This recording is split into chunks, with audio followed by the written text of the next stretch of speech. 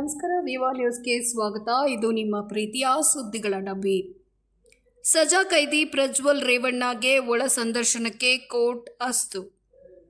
ಅತ್ಯಾಚಾರ ಪ್ರಕರಣದಲ್ಲಿ ಶಿಕ್ಷೆಗೆ ಗುರಿಯಾಗಿ ಸಜಾ ಬಂದಿಯಾಗಿ ಜೈಲಿನಲ್ಲಿರುವ ಪ್ರಜ್ವಲ್ ರೇವಣ್ಣ ಅವರಿಗೆ ಕುಟುಂಬಸ್ಥರು, ಸಂಬಂಧಿಕರು ಹಾಗೂ ಸ್ನೇಹಿತರೊಂದಿಗೆ ಒಳ ಸಂದರ್ಶನ ನಡೆಸಲು ಜನಪ್ರತಿನಿಧಿಗಳ ವಿಶೇಷ ನ್ಯಾಯಾಲಯ ಅನುಮತಿಯನ್ನು ನೀಡಿದೆ.